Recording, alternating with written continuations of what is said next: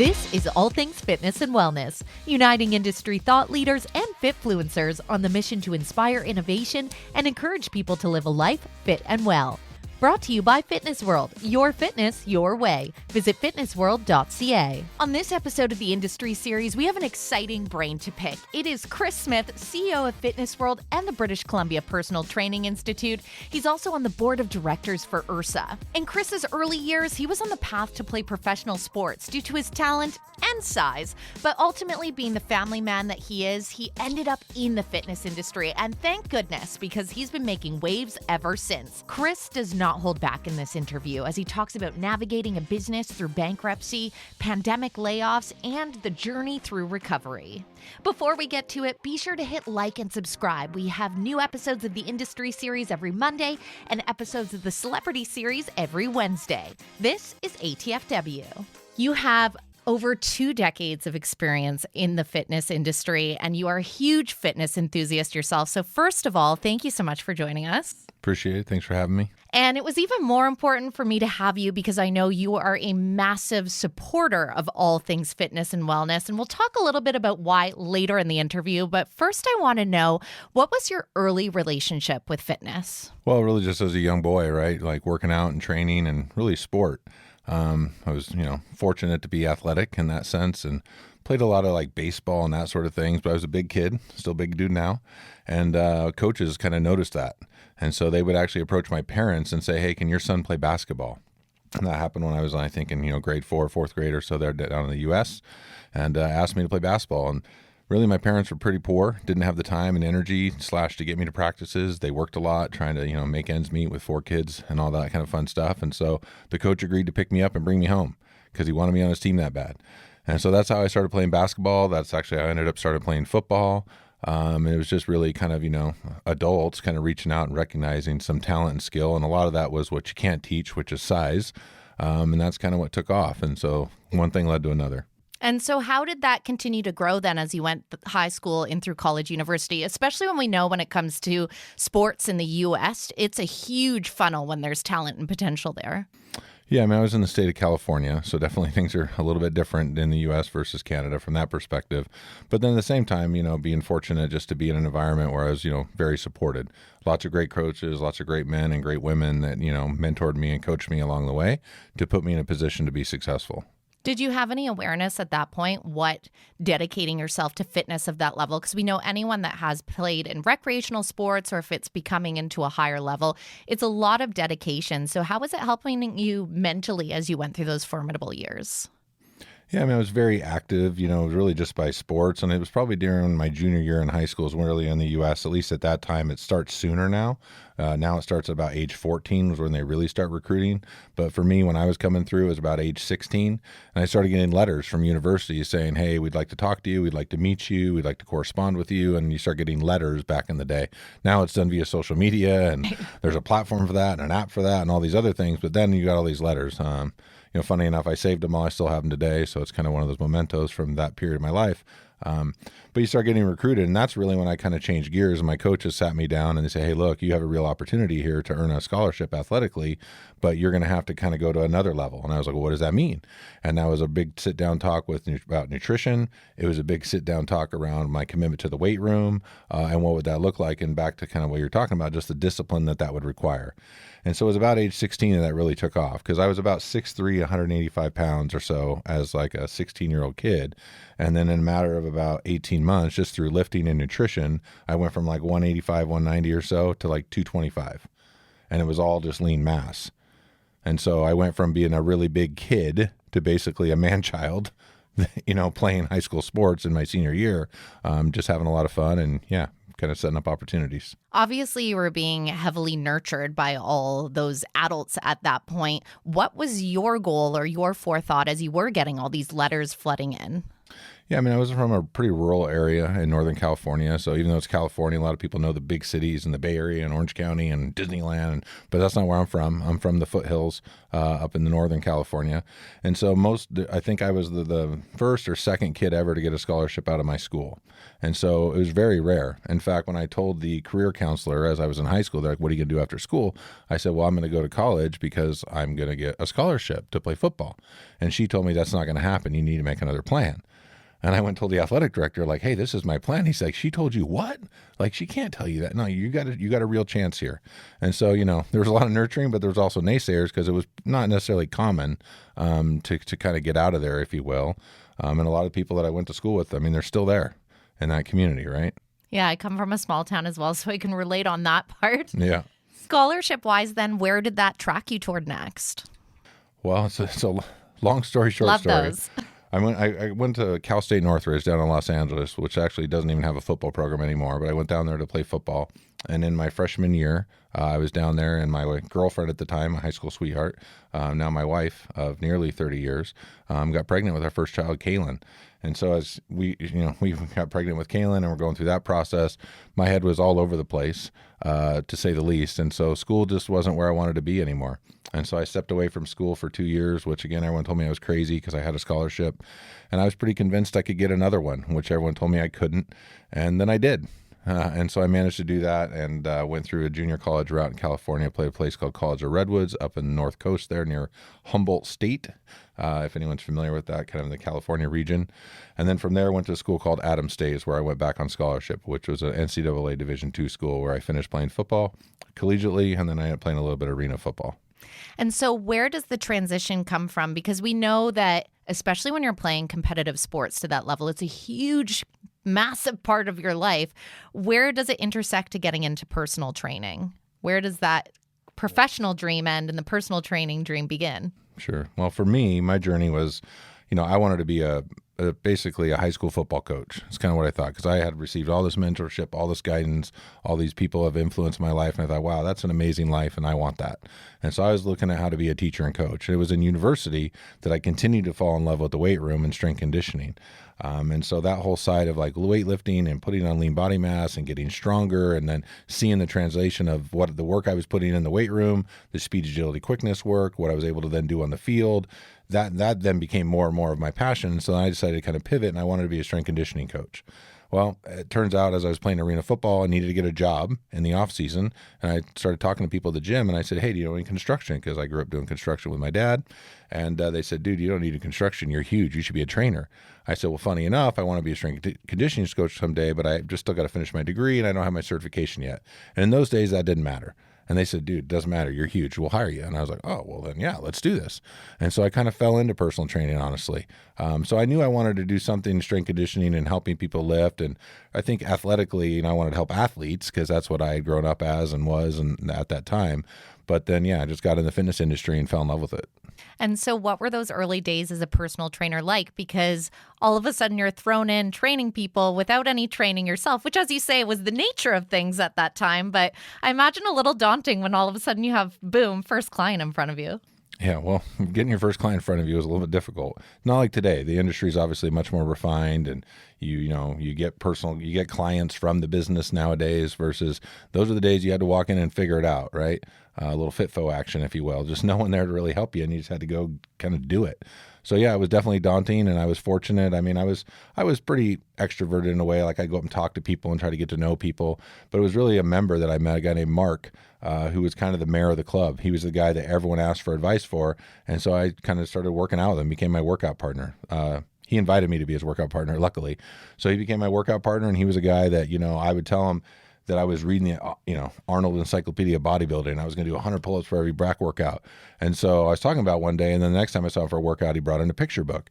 And the picture book was him, down at, in Manhattan Beach and all these places in Venice Beach, him training with Arnold and Franco Columbu back in the day. He was that dude. So, I was looking at books and, pictures in a book. He has the pictures himself because he was there live. And so that's a guy I worked out with a bunch, and that really cement me as someone in the club of relevance. And then it started to take off, because when people come ask him a question, he'd say, hey, do you know my boy Chris? He's a really good trainer. You should go talk to Chris. He's an awesome dude. And then my business started to take off. From that inspiration, now your business is growing. Where did you go from personal trainer at this gym to the next step? What was that for you? I don't think today's generation is that different than my generation, in the sense of, I kind of thought I knew it all after about a year. And so I thought, I don't need to work in a club. I'm going to be an independent trainer. I'm going to own my own studio. I'm going to go do that. And so that's what I did. And so I borrowed a little bit of money from my dad, actually, and kind of built out a personal training studio. And I started doing that. And I was doing pretty well. I was fairly successful. I was making more money than I'd ever made. But honestly, I was bored out of my mind. It was Groundhog Day every day. It was just the same clients, the same thing. And they were making progress. They were getting to their goals. But I felt like I was missing something. Like there just wasn't the right energy that I needed to thrive. And so I started looking around and, basically going back to commercial fitness, if you will, and going back into clubs, because I just felt happier when I was in those spaces. And when you were training, what would be your style? How would you get people to achieve their goals? Yeah, well, depended on the person. I would say pretty versatile in a lot of ways, but definitely I would say from an accountability perspective, right? Like it's your goal, not my goal. And so I'm just going to help you get to your goal. I'm going to help hold you accountable to get there. But a lot of inspiration, aspiration, a lot of fun stuff, like whatever I could do to keep it fun and light and help you get there, because it is hard when people are going through behavior change and really trying to change themselves. And a lot of, I think, even, young fitness professionals look at it as it's easy. I'm doing it. Like, what's the problem? Not understanding that as you get older, it's a completely different ball of wax in terms of what you got to deal with and how you got to get after it. And what did you gain from some of your bigger success stories? And when I say success stories, I really mean it by somebody that stuck to the plan, seen that change in themselves, whatever that may look like for them. Yeah, I mean, I trained a lot. I trained a lot of people. I had a lot of clients. I was very fortunate. I mean, some of them have, had great personal relationships still with this day. Some of them became godparents, a couple of my children, definitely accomplished their goal. Women or individuals, this one woman who actually became a godparent, one of my children, who was having thyroid issues, had never accomplished really, not to say anything, but had been trying for years and years and years. And again, it wasn't just me. I partnered with a naturopath. How can we adjust her diet? What can we do? What's the standard norms and the ranges? Because again, Western medicine versus what a naturopath looks at are two different things, specifically around a thyroid as an example. And so just making adjustments and tweaks to where you create lifelong relationships. And so I've got several people that I trained, 20 something years ago now, 25 years ago, that I'm still connected to today. And so that's special. That's so special. And it just shows you're investing a piece of yourself. They're taking a piece of that with them. And I also love how invested you were, considering at this point you have a growing family, because for those that don't know, you're a dad of 5. I got a few kids. So life's a little bit busy for you. How do you go then from personal training and then start to see your growth in the industry itself? Where does that come into play for you? Yeah, I just wanted to grow. I mean, that's probably what I want to go back to the industry is I thought, well, I think I can do more. I think I'm capable of more. And as much as I could scale up my own personal training business, I felt like I was still just going to be training every day. And I don't think that's what I wanted to do. I was fortunate to grow up and be, as I grew up through sport and some of the stuff we spoke about, I was always a team captain and kind of an elected guy. And so leadership, I would say, came a little bit natural for me. And so I felt like I wanted to lead and help others be successful. I felt like I was finding success and if I could help others find that, because again, I started with basically no structure and had to go figure it out. So in my mind, I was thinking, well, what if I'm the guy that provides structure to others and helps them be successful? I wonder if there's an opportunity for that. And there was. And I just had to kind of find the right company and the right fit. And and then kind of the rest is history. So what was the right company and the right fit? Well, for me at the time, it was a company called 24 Hour Fitness. And so that's where I locked up and got started with them when they were probably around 185 clubs or so. I was there kind of from the rocket ship, if you will, from 185 to call it 430, 440. But yeah, it was a fun ride. Fitness World's 16 British Columbia high-value, low-cost gyms are committed to helping people reach their fitness goals, whatever those may be. Exercise and movement play a pivotal role in supporting people's overall health and wellness, and it is Fitness World's mission to provide the facilities, services, and amenities to help you achieve your fitness your way. Visit fitnessworld.ca for more information. Yeah, no doubt. And obviously has yielded tremendous success. So you grow through the industry and then finally it gets to the point where you're on your own venture. At the time, Steve Nash fitness world. So tell me how that came together and came to life, and particularly how you went from, because you live in the States and you are American, to starting a business here in Canada. The funny part about it is that when I had the opportunity to play arena football, I also could have played Canadian football. And at the time I was like, I don't want to move to Canada. And again, that's having never been to Canada and understand what a beautiful country it is and the people are great and all the rest that goes with it. But yeah, I just had an opportunity where some relationships, some people I knew that were up here and they were owning and operating this business. And they said, hey, we've got these clubs up in Canada called Steve Nash Fitness World and Sports Club. We'd like you to come take a look at them. And I came and take a look and I said, thank you, no, thank you. And then I said, thank you, no, thank you again and Why? again and again. I had just moved with my family, and so we just made a decision to move back to the wife and the 5 children, and so that's a lot to move, and there's a lot of disruption and change when you do that to your children, and I'd already moved a couple times in my career with them, and it's just difficult, and so we kind of made the decision that we weren't going to move again, and so I just kept saying no, and then eventually I did say yes. So where did you move them from then? Well, at the time I went from Denver, Colorado, where I'd spent about 5 years, and then when things kind of ended for me and I was transitioning through my career, my wife and I looked at the map and said, where do you want to be? I said, well, I'll find a job wherever you want to be. It's no big deal. She said, well, she's from Oregon. She grew up there. So I'd be happiest if we get back to the Portland area. I said, no problem. Let's go. So we moved to Portland. I got to Portland and then these folks called and said, hey, what about Canada? I was like, I just moved. I can't do it again. Like I literally just got there. I love, though, that that's always been a huge pillar of who you are, even from those early days when you talk about Kaylin and her coming into your life and that becomes the focus, and family really has, you don't always hear that, especially when people's careers are growing in a big way, that they still dedicate the time and space and find the balance. So you do eventually say yes. Talk me through that experience and what that meant for you, because that's a huge accomplishment as well to move up the ranks in such fashion. Yeah, I you take credit for what you've done, right? But it's always about people and team and having great people around you. And I had an incredible run with that company and all the people that were part of that story. And I could name names, and there's too many to name, frankly, because there was a ton of incredible people that made that all a reality. And then, the pandemic happened. And then that chapter of that book, if you will, got closed and move on to the next. And this is a chapter that we really want to dig into here, because your story is one that globally a lot of people can relate to. And I think that it's really important to lift the veil on what this looked like from someone in your position. So first of all, let's talk about Steve Nash Fitness World becoming Fitness World. Big transition there.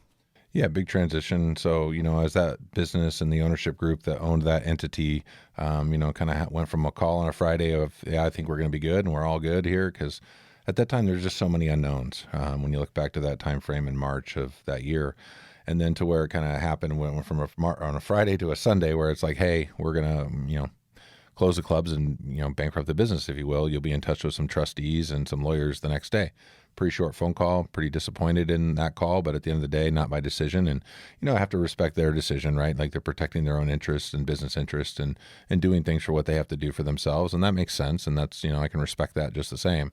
But then I had the, unenviable task of I had to go fire 2,000 people in about 7 days, which wasn't fun to do by any stretch of the imagination. But yeah, it was a very interesting experience and working with a lot of people. And then I was fortunate to kind of be put in a position where, through that process, I figured out, well, there's an opportunity for me, if you will, to kind of right the ship and maybe buy this business. And so put my best foot forward and put an offer together and got some partners together and went out and did that.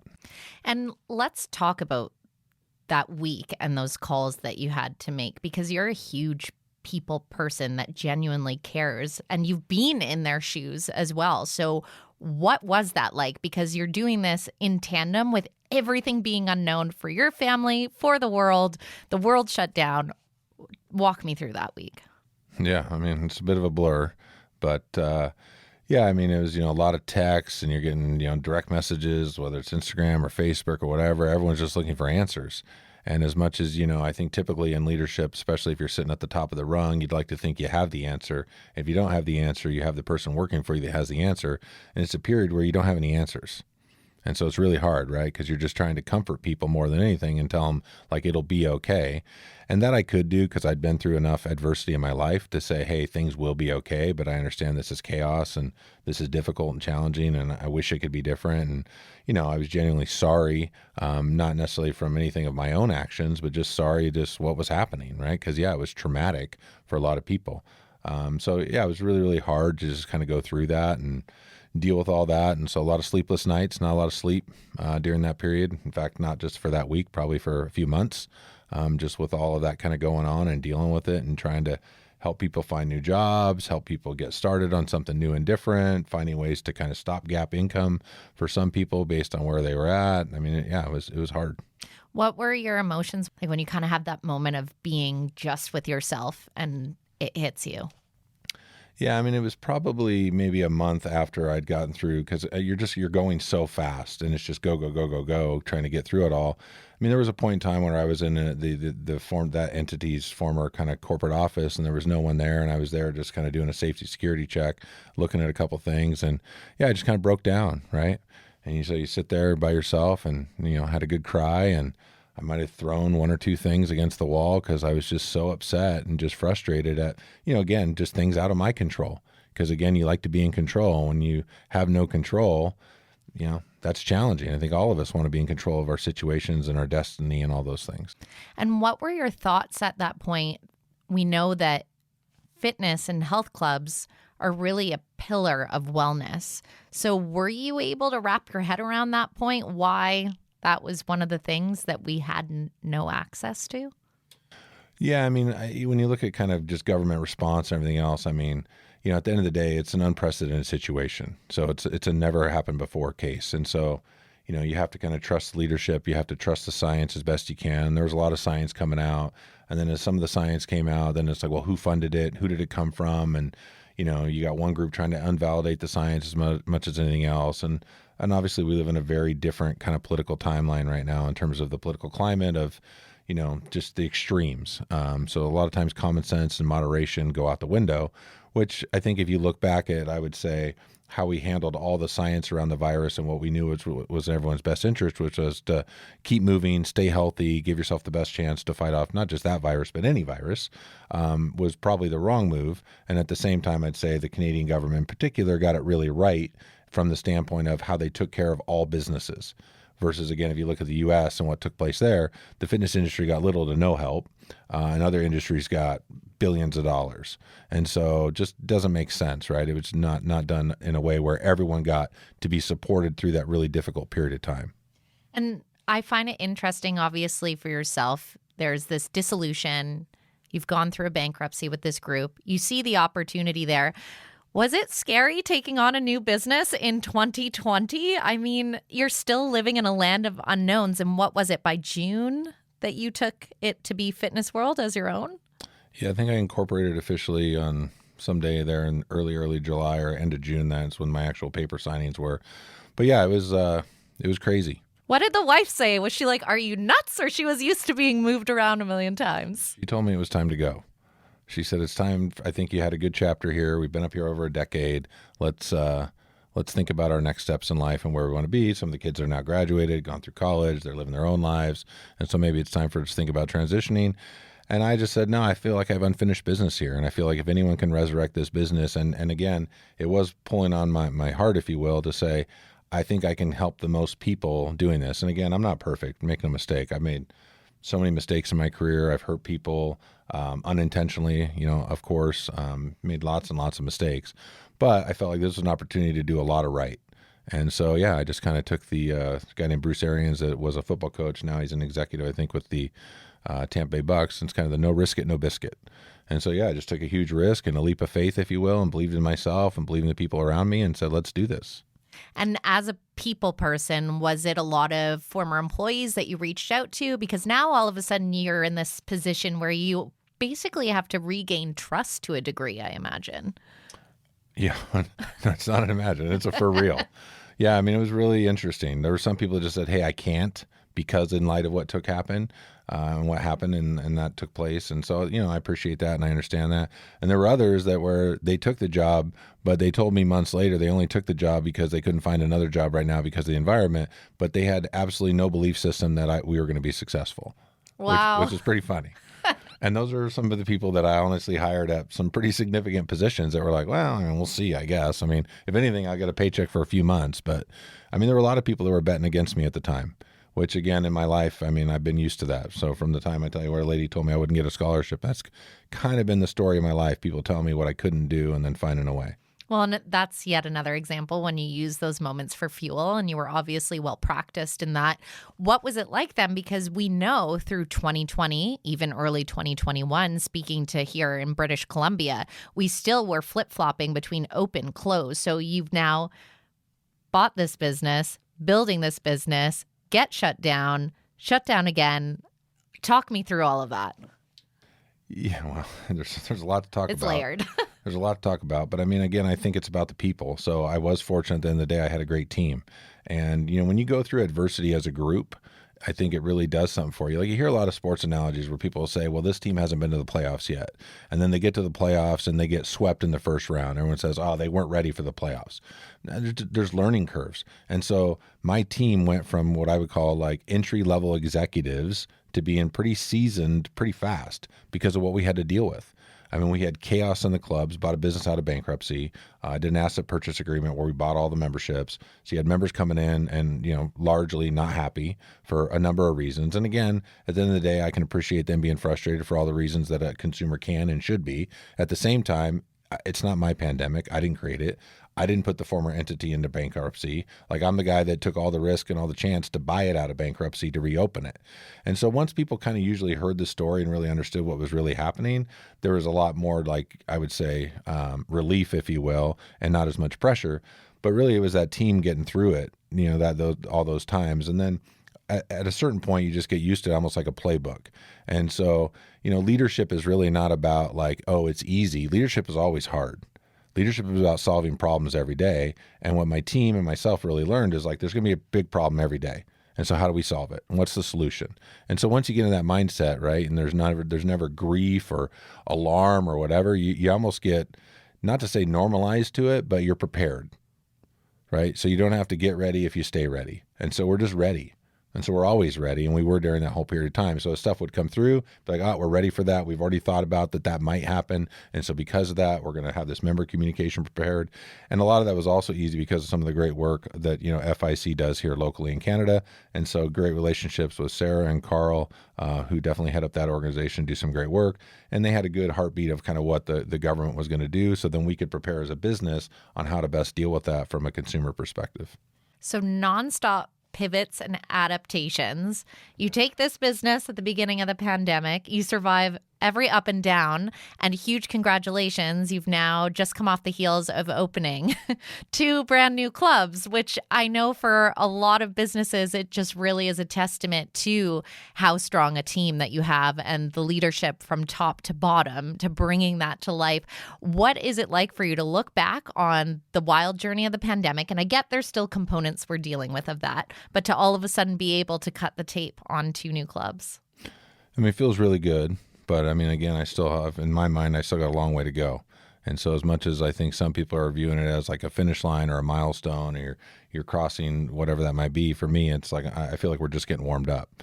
And so we've just got a lot more things to do and a lot more things to accomplish, a lot more lives to change, a lot more people to impact, and that I think we can make a difference for. And so we're going to keep, going and going hard. But it definitely feels good. I get lots of, pats on the back and congratulations. And again, I take credit where credit's due from the standpoint of, someone's got to ultimately kind of be at the top, if you will, or sit in that seat. But again, it's about my team. They're incredible people. They work their tail off. Just an incredible group that's done some, pretty amazing things. Well, and strong leadership goes such a long way. Obviously, as mentioned at the beginning, on top of Fitness World, you have the British Columbia Personal Training Institute. So on that note of leadership, what's some of the biggest messaging you like to instill in your teams? Well, there's a lot.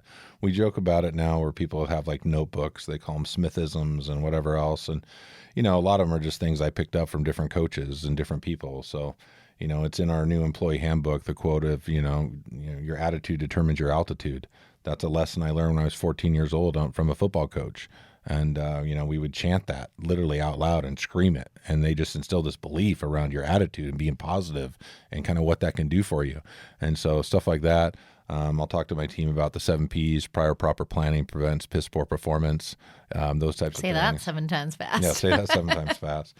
I got a lot of different kind of sports, like little quips and quotes, if you will, that I use to guide things and keep people centered, I guess, in a way that I would say is, positive, aspirational, motivational, but at the same time, very direct and accountable. Yeah, you really are somebody that walks the talk as well. Obviously fitness still a huge part of your life. So what would you say is kind of the core value behind living a healthy, active lifestyle? Because you did mention as well working with Sarah, and we've had her on here speaking to the fact that there is a massive mental health crisis and health crisis in Canada, and this is one of the biggest remedies that we have available. Yeah, for sure. I mean, there's a huge aspect there, but I even look at just some simple stuff as like when I was a personal trainer, I would train clients who would come to me and say, I want to be able to play with my grandkids. I took my grandkids to the park and I couldn't keep up with them. And, at the time when you're 20-something years old, you're like, all right, cool, we'll get you in better shape and see what we can do for you. Well, I'm a grandfather now. And I am very fortunate. Like, I can chase my grandson around. He can't run away from me. He tries, right? Because that's what those little kids do as they become toddlers. They take off when you take them to stores, and I can catch them, and we can play hide and seek and all this stuff. And I want to be able to keep up. And I'm in that stage of my life now where I want to be mindful of that. And so my fitness goal is while I still want to accomplish certain things physically, it's also to make sure that for the 5 children I have, whatever or however many grandchildren they decide to give us, that, I'm going to be in a place, in a position where I can be an active grandfather, play with them, have fun, and do all the things that they would want, right? In that relationship. I really like the messaging behind that, because I think a lot of times people look at it as just a goal of physicality, or they've seen a certain physique and that's the thing that they want to accomplish. But I relate to that so much as well. I've had people ask all the time, why is it so important to you? And I'm an avid outdoors enthusiast. You're faced with a hike, you want to know that you can do it and not want to not be able to experience life. I don't know who coined the phrase exactly. I mean, I've heard it used more from a friend of mine, Neil Spruce, with, Dot Fit and a bunch of other great things he's accomplished. But, he talks not just about lifespan, but play span. Right? So it's like, well, I'm going to live to 90. Well, you're going to live to 90. How many of those years are you going to be active and out and doing the things that you want to do? And for me, I want to be active all the way to the end. I don't ever want to be in a place where I'm sitting there in a chair. Man, I wish I could get up, and I wish I could go to the family event, and I wish I could do this, and I can't. I don't want to be in that position. And so for me, that's like my own personal physical fitness goals, is just keeping in a place where I can still be active and do the things that I want to do. I'm stealing that quote or putting it somewhere. I love that so much. It's such a pillar of what I believe in. When we speak of the fitness industry now, obviously you're on the board at IHRSA. So what are some of the biggest trends that you think that people should be focusing on from an industry perspective as we travel into 2023? Well, I think you touched on it, and I didn't really kind of answer back around the mental health side, but the mental health side will continue to be really, really important for a number of reasons. I think the hybrid fitness, if you will, around digital, and then obviously the physical experience that you can have in a club, in a studio. So whether you're talking about big box gyms or an individual studio, it doesn't really matter, right? Like, that spectrum is really big, but I think mental health fits into it in a bunch of different ways. So you see a lot of different even fitness companies now, like, partnering with mental health companies, making sure there's some type of mental health component on their app, even like with that fitness company, because it is just such an important part, right? Like, you just take that moment, 1 minute a day, 2-3 times a day, to kind of really control your breathing and center yourself. Just some simple stuff, even like that. And then recovery will continue to play a huge part. So again, back to play span and lifespan, it's also, well, how do I play hard but continue to play harder? And some of that is recovery. And so we've just had so much evolution in technology along with kind of what we already knew was good for us recovery. So again, if you're a professional athlete or collegiate athlete, you've been icing and using hot and cold therapy forever. I mean, that's been around for 30, 40 years. Well, it's just now kind of made its way to the fitness industry, right? Where now, again, your average consumer is going to have exposure to these things. So you have, tons of options. So whether you're talking about cryo, hot and cold beds, there's different braces that are made by like the HyperIce companies, the Therabodies. I mean, it's limitless, right? And so you have all that stuff going on. And then you're going to continue to see, I think, a lot of exciting just evolutions in the industry. I mean, it's always been kind of evolving and growing and turning and churning. And I think we're still seeing that today with just a lot of new concepts and new ideas, both in big box and small box and studios and everything in between. And how important, especially speaking from the IHRSA perspective, is it for the industry to come together and share knowledge and share ideas, especially in the fact that we know that a lot of fitness and health clubs did not survive through the pandemic. And so we really want to build this momentum and fitness community up so more consumers come in the door. Yeah, I mean, it's IHRSA, and then there's a couple of different arms for what I would say, where I go to advocacy, right? And I would talk about the NHFA and what they're doing from a U.S. legislative communications, perspective. And then when you look at the GHFA from a global perspective, and it's just getting those groups to continue to reach out and get more people involved. So there's definitely not enough health clubs or health club operators are involved in IHRSA that we would like, for sure. And so it's continuing to kind of have a value proposition around why it makes sense to be a member of IHRSA. But it is something that as an industry, I think that historically we've struggled with. It's getting better right now. And if we would have been better prepared, really both, I would say domestically from a U.S. perspective, then they probably wouldn't have seen what they saw from a U.S. legislature in terms of government funding, et cetera. They would have been much better positioned. So there's a ton of work left to do and a ton of clubs and operators that we need to kind of get under the tent, but we have to get them under the tent in a way where there's a value proposition that says there's value in the power of group and community to forward our agenda around physical inactivity, fighting obesity, and all the things that we can do to make a difference for people. And I did mention off the top here, you're a big supporter of all things fitness and wellness. And at ATFW, you're taking part here of our industry series, which the whole goal is to elevate a lot of these voices. Why has this venture been important to you to support? Well, I mean, I think if I look at the landscape of the fitness industry and the fitness space, and there's a lot of great content, there's a lot of people doing some interesting things. I just thought there was a bit of a void and a bit of an opportunity to maybe do something a little bit different. And so, in conversation with my partners and kind of figuring out what we could do or couldn't do, really wanted to do something in the media. And use this medium, if you will, to kind of communicate a lot of different messaging. And so it was kind of going out and building a business plan, like I've done before, looking at kind of the model and figuring out if I thought it would work and coming up with that idea and then kind of convincing myself that, yeah, I think there's something to do here. And so, so I definitely partnered with my partners to kind of help form this entity, if you will. So definitely excited about it. I think there's a lot of great ideas and great content that ATFW is going to put out, both short-term and long-term, as we learn from, all the people that are in the ecosystem that we're going to be speaking to.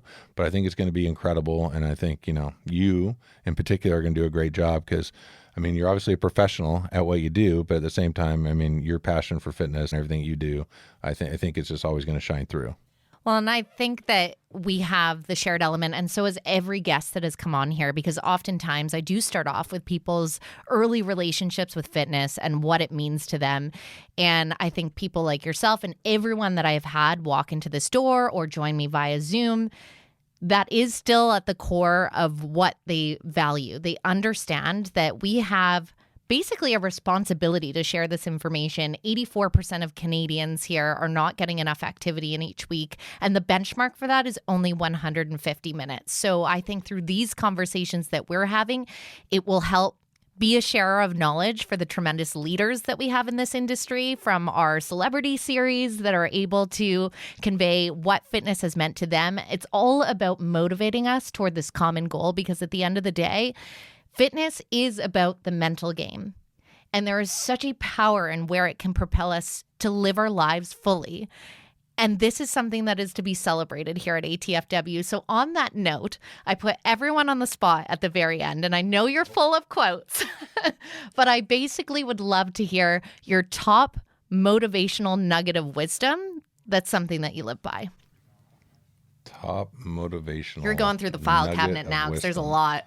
I know, there's a lot of them. So that's, I would say this one is, again, from early days that I've learned and applied to a lot of things that I do.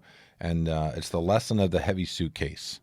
And so for anyone who doesn't know the heavy suitcase, if you see a suitcase on the ground and there's something sitting there, if you go over to pick up that suitcase and that suitcase weighs a couple 100 pounds and you're not in the right position to pick it up and you don't have your feet balanced and you're off balance, this and the other, that suitcase might pull you over. Worse, you might herniate a disc in your back. Like, a whole bunch of bad things can happen. versus again, if I'm prepared and I'm just assuming like, hey, that might be really heavy. And so in other words, I'm going to always lift with my best form. I'm always going to use my best technique. I'm never going to take anything for granted and assume that suitcase is either light or empty or whatever else it might be. And I'm going to pick that up in such a way that, I'm going to be successful in that lift. And so again, if I can take that same mentality, if you will, of heavy suitcase into every situation, which says, don't make assumptions, right? Always do your best, do the right thing, do the right form, whatever it might be, then I think a lot more positive outcomes than negative outcomes are going to come your way. And that is why I asked that question. CEO Chris Smith of Fitness World. I can tell that you have basically lifted more suitcases than a baggage handler. So we so appreciate you sharing your knowledge with us today. Thank you. Appreciate it. You've just listened to All Things Fitness and Wellness, the Industry Series. This episode was brought to you by Fitness World, your fitness, your way. New episodes of the Industry Series drop every Monday and the Celebrity Series every Wednesday. Don't forget to hit like and subscribe so you never miss out on hearing from industry thought leaders and influencers. We are on a mission to help everyone live a life fit and well.